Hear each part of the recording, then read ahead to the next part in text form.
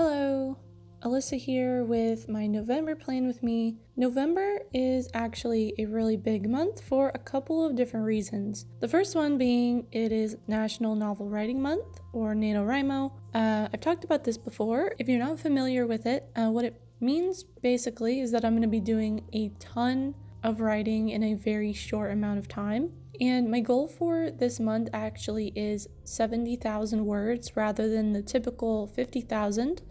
And the reason I'm shooting for 70,000 is just because I need to complete a full draft. I've gotten to 50,000 a couple of years in the past, and it's not really enough.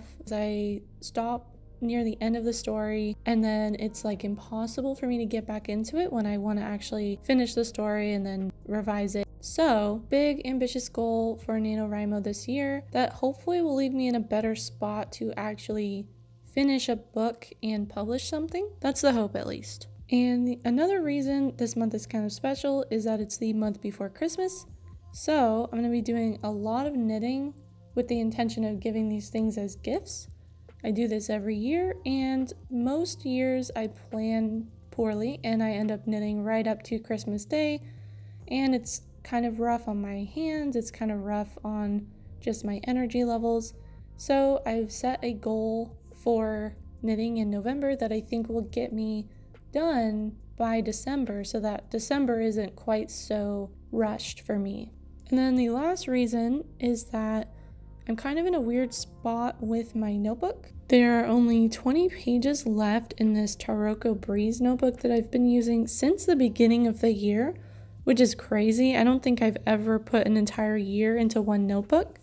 So I kind of have a dilemma because with 20 pages, I cannot fit November and December in this notebook. And if I start a new notebook now, I won't be able to start a fresh one at the beginning of the year, which I know is arbitrary, like it doesn't really mean anything, but I get so hyped about that new year energy. I would really like to start a fresh notebook on January 1st.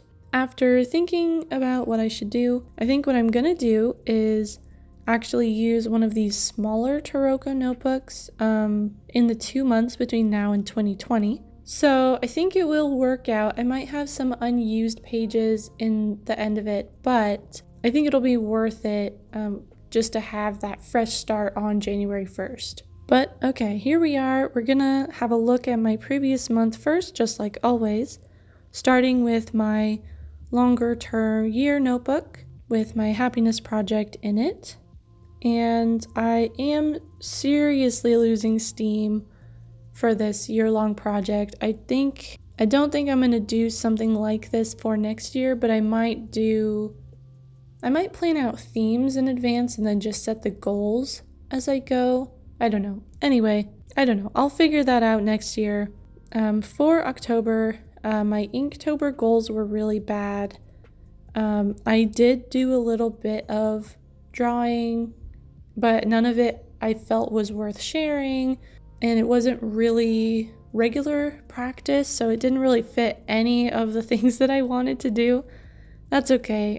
What happened was my day job dropped a really big deadline on me. It was a lot of work. I was working some weekends, which I don't normally do, and pretty much all my time was spoken for because I did still have to take care of the house and, eat food and stuff like that. So no free time. But because that big project is done now and it's looking pretty good, I don't think anything else huge like that is going to come up for November. My November goals feel a lot more attainable. So my November theme, inspired by Thanksgiving, is this idea of gratitude. So I want to do journaling about things I'm grateful for on a regular basis. I want to write some letters to people just to remind them what they mean to me. And something I'm very excited about is decluttering.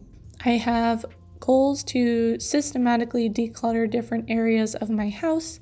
I'm super excited about this. I did do this last year, so I'm not sure I will actually have that much to get rid of, but I think that makes it a little bit more fun and a little bit more challenging to really, really pare down what you have to only things, as Marie Kondo would say, that spark joy. So that's one goal I'm really excited about. And overall, these goals are fairly low effort, which is good because almost all of my free time is going to be going to writing and to knitting. Now, moving on to my monthly daily notebook. I'm a little bit behind in filling in my goals and habits, but it is pretty accurate. Like I said, right around the middle of the month, there's a big deadline.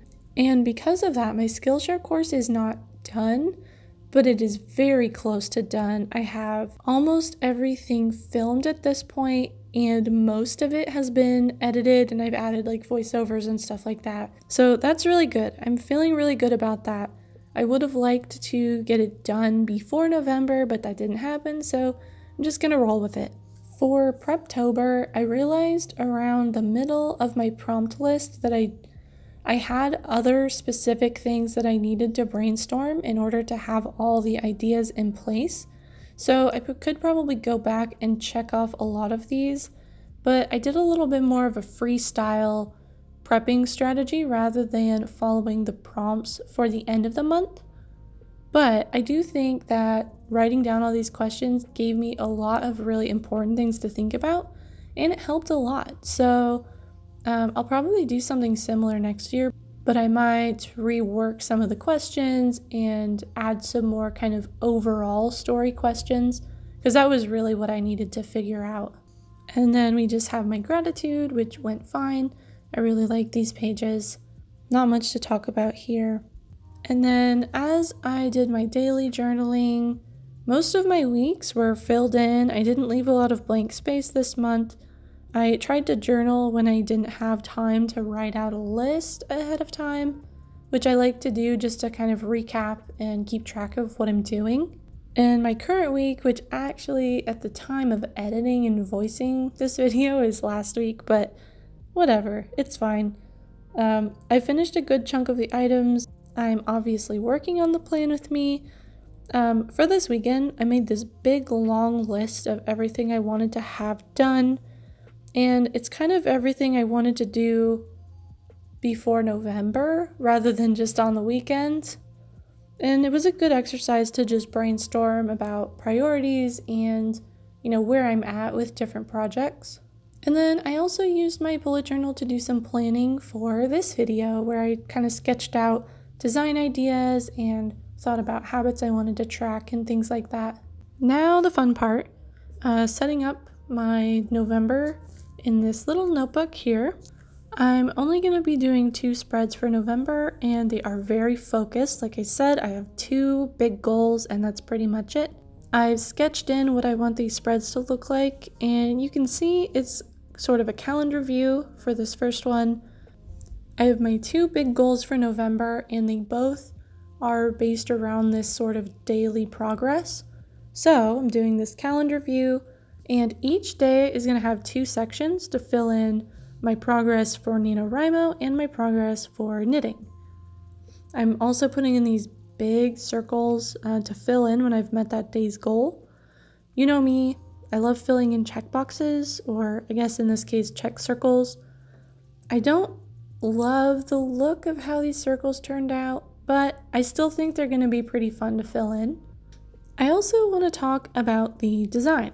I was weirdly inspired by an Inktober drawing that Lois did. I don't actually remember. Her name is Lois something.